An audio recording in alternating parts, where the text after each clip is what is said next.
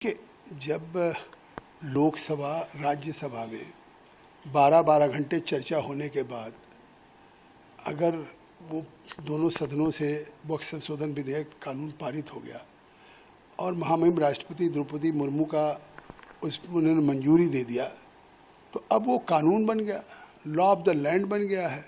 और जब law of the land बन गया तो अब वो देश में लागू होगा।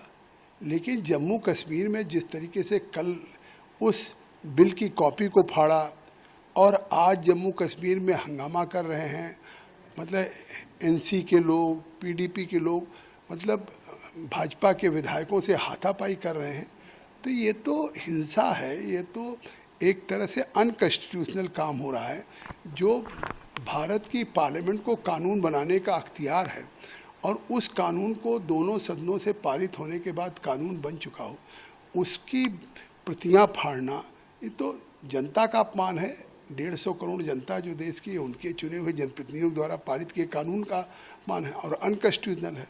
और मुझे लगता है कि एनसी हो, महबूबा हो, इनमें सब में आपस में होड़ है और ये केवल तुष्टीकरण की राजनीति कर रहे हैं। ये दिखाना चाहते हैं कि हम इस बिल के खिलाफ, हम आपसे ज़्यादा हैं।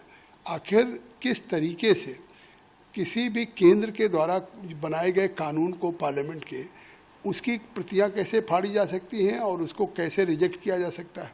और जब स्पीकर ने जम्मू कश्मीर के कह दिया कि यहाँ पे वहाँ के बनाए हुए कानून को नहीं चर्चा हो सकती, और लोग तो सुप्रीम कोर्ट गए हैं।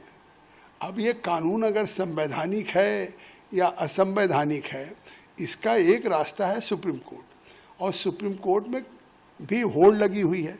तो ये चाहे जम्मू कश्मीर में आपस में एनसी, पीडीपी सारी पार्टियों में होड़ है, इसी तरह से सुप्रीम कोर्ट में भी याचिका दाखिल करने की होड़ लगी हुई है। आज चाहे इमरान प्रतापगढ़ी ने किया हो, चाहे इमरान मसूद ने किया हो, जावेद साहब ने किया हो, ओवैसी ने किया हो, 13 याचिकाएँ हो चुकी हैं। आखिर वो याचिकाएँ कैसे स्टैंड करेंगे? उनको पता है कि केवल कोई सुप्रीम कोर्ट में याचिकाओं का अगर है तो उसकी 3 कसौटी है। एक तो पहले कि कोई कानून बना हो तो उसकी लीगल कॉम्पिटेंस है कि नहीं है।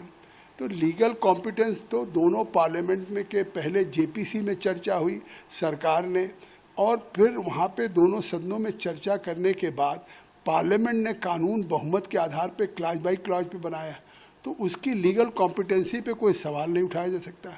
दूसरा होता क्या, कोई कानून आर्बिट्रीनेस बन गया हो मनमानी ढंग से, तो जो कानून को अगर सरकार ने